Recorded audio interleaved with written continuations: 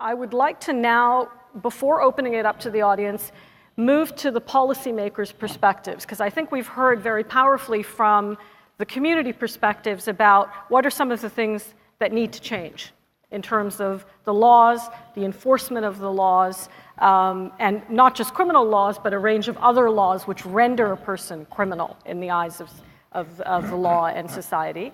Some good practices, which, how do we scale these up? The role of the courts. Clearly, in a number of these stories, the courts have played both a positive and a negative role.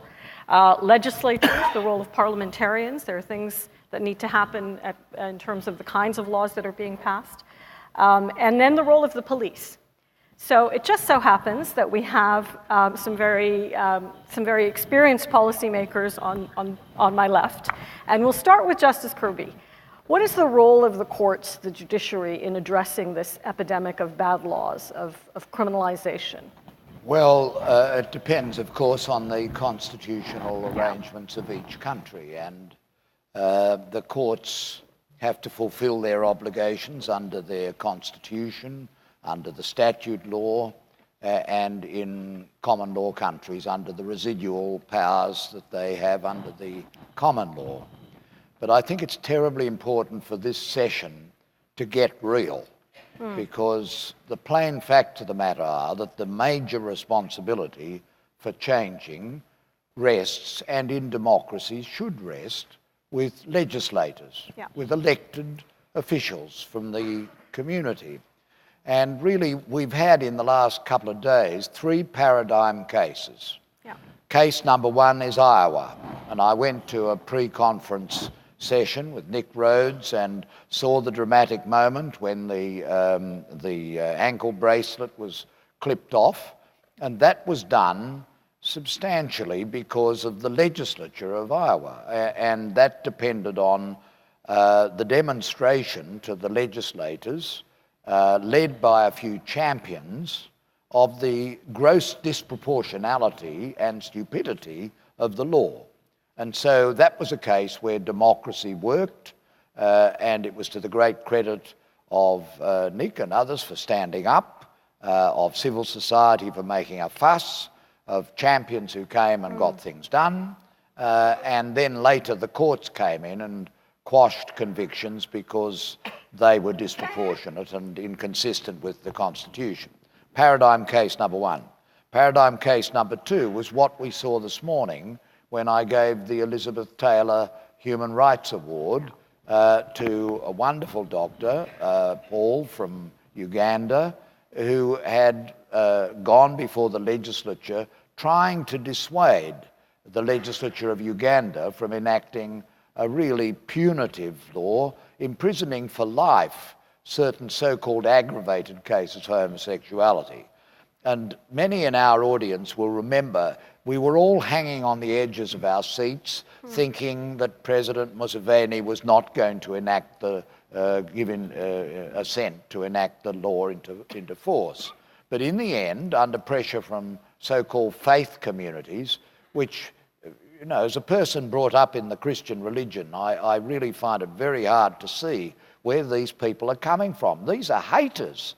These are people who are haters. And it's so absolutely alien to the fundamental principles of Christianity, of Islam, and of Judaism, and of Buddhism. It's against the golden rule, and these are really terrible people. Anyway, that's paradigm case number 2. And that's the reality in a lot of places of the world, as we found in the UNDP Global Commission on HIV and the Law, which Mandeep was the chief stimulator and activist in. But the third paradigm case is what so often happens, and we know this in Australia, and I know it because it affected me.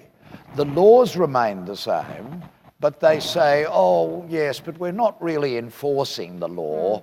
And this is what actually happened in Singapore. There was a bill before the Singapore Parliament to get rid of Section 377A, which is the anti-sodomy law of Singapore, another part of the legal gift from the United Kingdom when it was the colonial power. And even the great founder of Singapore came out, Lee Kuan Yew, and he said, I don't know why we have these laws, we should get rid of them. So everything looked bright for it to go ahead, but a person of faith, a professor of law, came, she was a member of the legislature, she spoke against it, said we're a conservative country, and so they failed to pass the bill. But Lee Kuan Yew and his son, the then Prime Minister, said, yes, but we're not really going to enforce it. Now, the old Bill of Rights in England of 1688 said that one of the errors of King James II was that he did not enforce the law made by Parliament. And that's been something which has been deep in common law countries, that's a wrong thing. And therefore, relying on the fact that you have laws on the books but nobody's enforcing them is not a good look. And that's what so often happens in countries. So we in this audience have just got to get real. We can deliver our speeches, we can deliver our wonderful reports, and in the end, unless you've got a leader and a champion, or unless it's so grossly disproportional that even the legislators get off their backsides, nothing will be done. This is what is the reality of our world. And in our report on the Global Commission on HIV and the law, we put forward a number of reasons in the context of AIDS of why it was urgent for these guys to do something about it and get rid of these laws. But when you actually look at what has happened, how many of the countries have actually reformed the law? Virtually none. I mean, they've not reformed the laws that are essential to the AIDS response. So we can talk until we're blue in the face and nothing seems to happen. And this is a logjam, and this is a crisis. And we have to face up to this, and we've got to put our thinking caps on and try and work out how on earth can we deal with this? And what lessons can we learn from Iowa? What lessons can we learn from the failed effort in Uganda? And how can we learn a way to make the democratic process work in the interests of the citizens? And I really think it's a big, big challenge. But there's no good our speaking to ourselves and saying it's all going to be changed because we say so, because it won't. It needs brave and courageous politicians, and somehow we've got to get into their minds, and that's what we've got to really think about in a session like this. Otherwise, it's more reports, more conferences, more speeches, and nothing gets done. And frankly, I'm getting sick of it.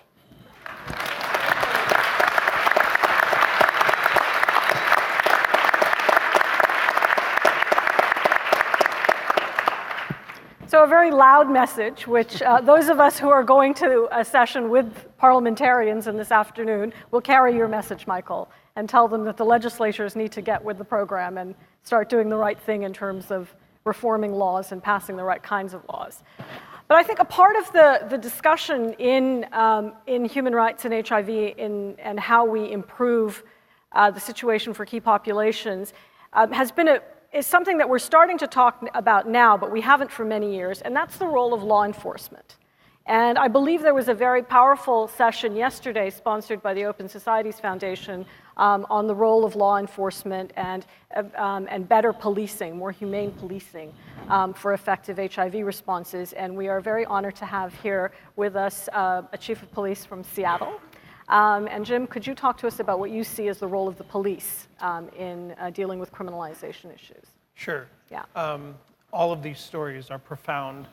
And what hit me listening to all of these stories is that not only did the judiciary or a prosecutor have a role, after a legislator had a role in creating the law in the first place, but it was a police officer and his or her police commander that decided to enforce that law. And as the judge just said, why do we create laws that fundamentally really should not be enforced? And in effect, they don't make the community any safer. And in fact, they increase negative public health issues. They increase, for instance, the criminalization of the possession of a syringe. We know that it increases the transmission of AIDS, of HIV, of hepatitis C. We know that there is disproportionality when police officers and their police commanders follow a law and didn't try to positively influence trying to stop that law from being created, or at least modifying that law so that it wouldn't have a negative impact, whether it's the criminalization of having a condom in parts of the world, criminalization of having a syringe, the criminalization of same-gender sex. These all have roles, or eventually have roles that the police officers have to participate in. In Seattle, just like everywhere else in the United States, and unfortunately much of the world followed the United States, we've had a 40-year war on drugs. And that 40-year war on drugs has, as we've heard the word, disproportionately affected and marginalized and criminalized predominantly poor and people of color, and has resulted in the increase in AIDS, the increase of hepatitis C, and the increase and marginalization and criminalization of disadvantaged groups, certain cultural groups, and certainly groups of color. We in Seattle participated in that war on drugs. I participated in the war on drugs.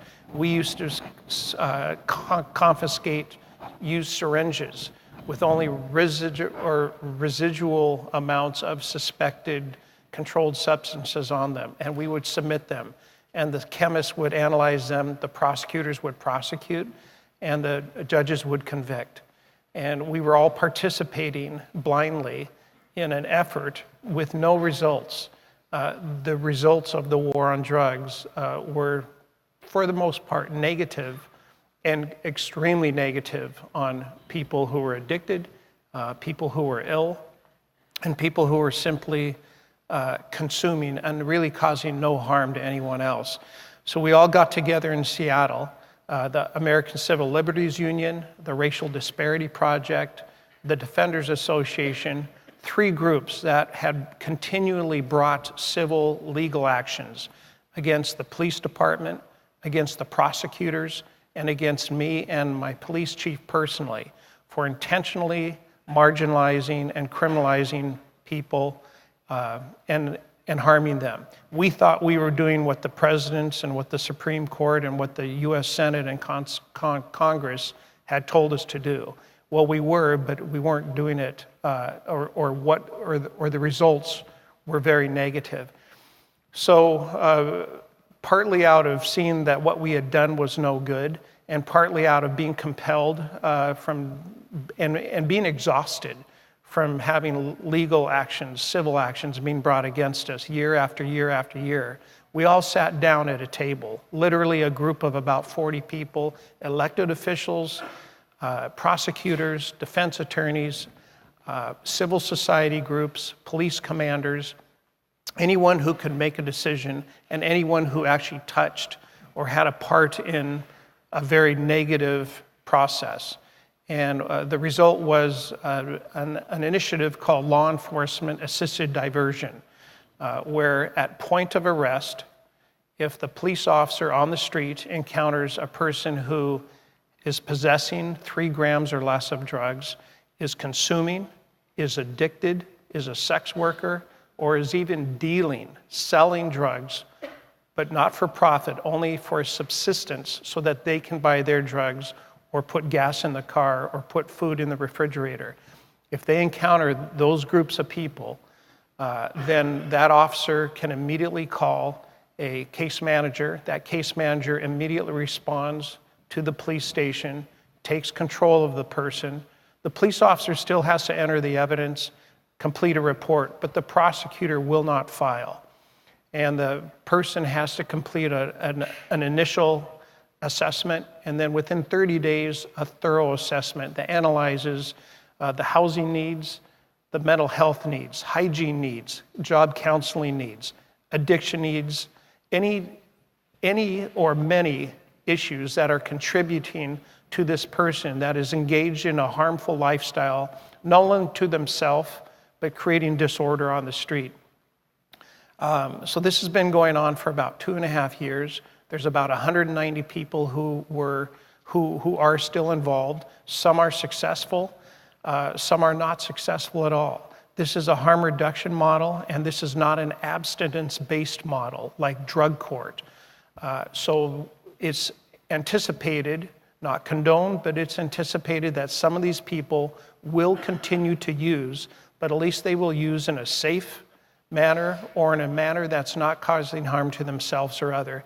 And eventually, hopefully, they'll either significantly reduce their use and the collateral negative public behavior that is upsetting the businesses and the residences, but it's also going to help get them more integrated and become part of the community. It's being analyzed right now. It was initially funded by the Ford Foundation and Open Society Foundation because there was not a politician. As the judge said, no politician wanted to touch it. They said, go ahead and try it, but we will not give any money to it because it'll look like we're soft on drugs. It's been anecdotally successful to the point that just this year, the Seattle City Council not only expanded the area, the footprint within the city that we can implement this effort. It's not citywide, but it's significantly more than the first year. But they also allocated $1 million to help fund this. And the predominant amount of money goes to the increase the capacity to reduce the transmission of disease, to get counseling, to increase housing, and to case management. As the judge said, sometimes it takes forever, or it may never occur that a legislator or an elected official will change the law or have the guts to change the law. Sometimes it's the policymakers, the people on the street, the health workers, the police officers, the prosecutors that have to just decide to not enforce that law or enforce it in a way that's more compassionate and does not cause more harm than good. Thank you very much. We'd make a great team. I think you'd make a very good team. But frankly, we should not be put in that position. Our institutions are failing us. Our democratic institutions are failing us. And it isn't a good model to have laws which depend on individual discretion and happening to have a good police commissioner in Seattle. I mean, that is not a good model for the enforcement of the law, and judges and police commissioners shouldn't be put in that. An ordinary police on the street shouldn't be put in that position. But to challenge you a little bit, because I think it's important that we do have these examples. We have the evidence now from this model that can be shared with legislatures, with policymakers, hopefully to try and push that change. I mean, I think there's still something valuable in this experience which could really influence, hopefully, legislatures in the way that we want them to. Yeah. If I may add one more thing. This is not just occurring in Seattle. Yeah. Yesterday, as the judge mentioned, there was an event hosted by Open Society Foundation. They published the book. It's called Protect and Serve. To protect and serve is the motto of most police departments in America, and perhaps even in many parts of the world. But it documents, it chronicles, and the police chiefs, the police commanders from these other projects are here participating in this conference from Kenya, from Ghana, from Vietnam, from Thailand. They have all individually created with peer support throughout unofficial peer support initiatives within their communities and countries to reduce the harm that the police were causing by enforcing unrealistic laws. Yeah, but there'd be a lot of police commissioners, let's be frank, who are not here, who don't agree with this, Yes. who agree with the laws, who Yes. believe in enforcement. And there are a lot of mums and dads out there who think drugs are so bad, and many of them are bad. And it's not good for people. We've got to have these laws, we've got to enforce it, we mustn't and the politicians react to that.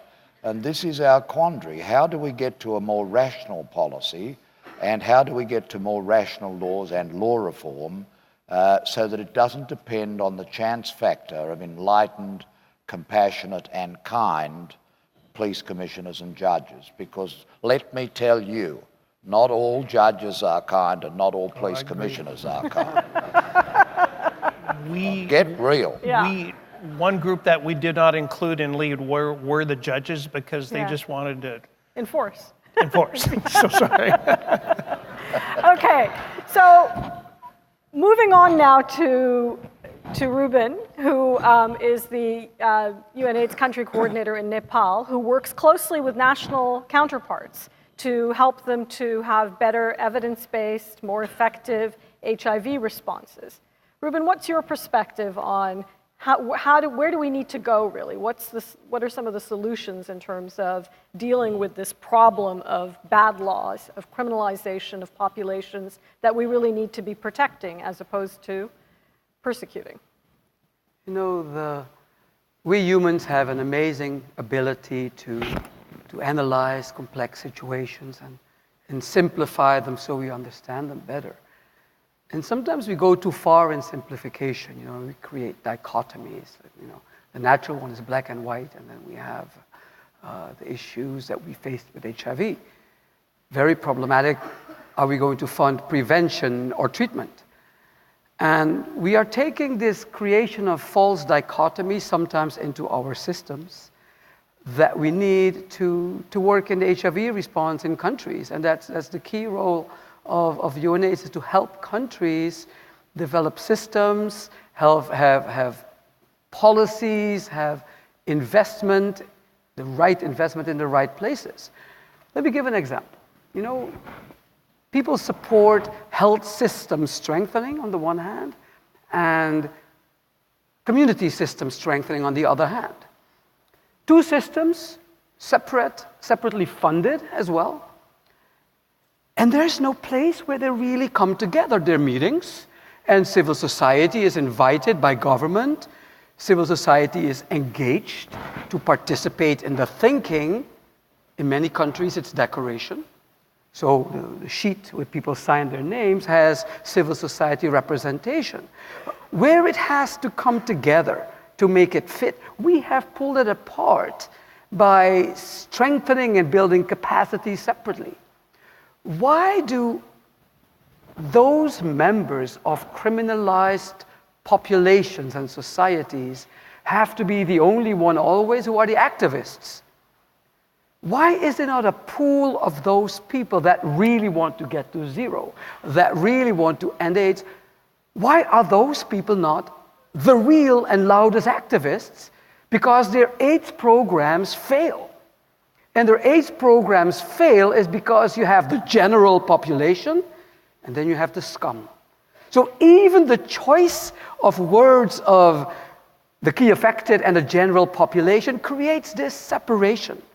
So I think, think cap, Michael, it is not the solution. We have to really start practicing togetherness. All these new slogans, no one left behind.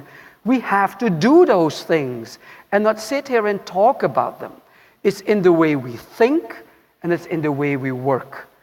I think so much will be different when it comes to criminalization, when the people that will not just benefit from not being criminalized, but for the programs to really be successful, to really have results, not only engage, but create this continuum of humanity, this continuum of service, where everybody plays a part.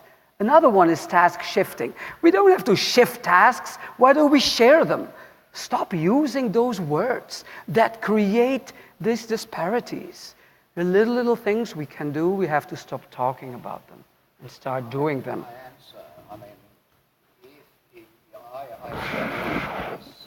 This sort of approach, holistic approach to life.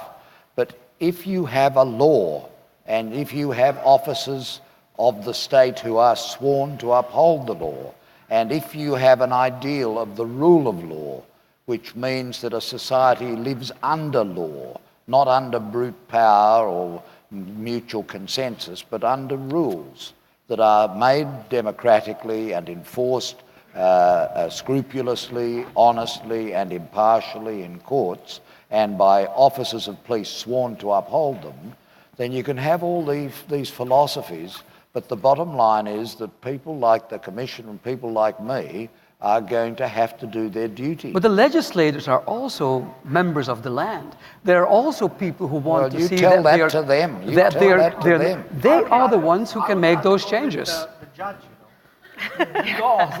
the laws have to be made for society to function. I mean, India's had, some of the laws in India are ridiculous. There are laws that were started during the time of the Buddha that are still being imposed. Crazy. There's a law in India that was brought by the British.